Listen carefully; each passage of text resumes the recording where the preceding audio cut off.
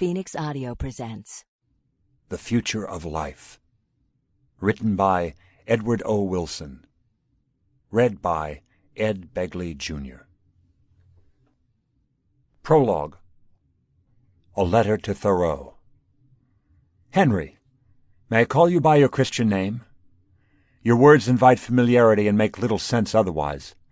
How else to interpret your insistent use of the first personal pronoun? I wrote this account, you say. Here are my deepest thoughts, and no third person placed between us could ever be so well represented. Although Walden is sometimes oracular in tone, I don't read it the way some do, as an oration to the multitude. Rather, it is a work of art, the testament of a citizen of Concord in New England, from one place, one time, and one writer's personal circumstance that manages nevertheless to reach across 5 generations to address accurately the general human condition. Can there be a better definition of art? You brought me here. Our meeting could have just as well been a woodlot in Delaware, but here I am at the site of your cabin on the edge of Walden Pond. I came because of your stature in literature and the conservation movement, but also, less nobly I confess, because my home is in Lexington, 2 towns over. My pilgrimage is a pleasant afternoon's excursion to a nature reserve.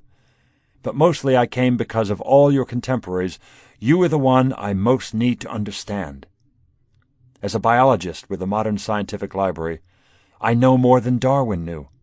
I can imagine the measured responses of that country gentleman to a voice a century and a half beyond his own. It is not a satisfying fantasy. The Victorians have for the most part settled into a comfortable corner of our remembrance. But I cannot imagine your responses, at least not all. Too many shattered residues there in your text, too many emotional tripwires. You left too soon, and your restless spirit haunts us all.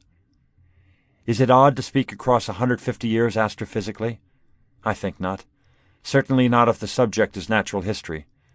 The wheels of organic evolution turn at a millennial pace, too slowly for evolution to have transformed species from your time to mine.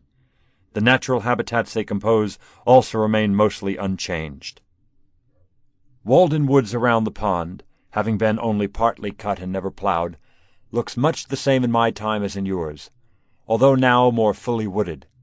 Its ambience can be expressed in similar language. Anyway, the older I become, the more it makes sense to measure history in units of lifespan. That pulls us closer together in real time. Had you lived to 80 instead of just 44, we might today have a film clip of you walking on Walden Pond Beach through a straw-hatted and parasol crowd on holiday. Sample complete. Ready to continue?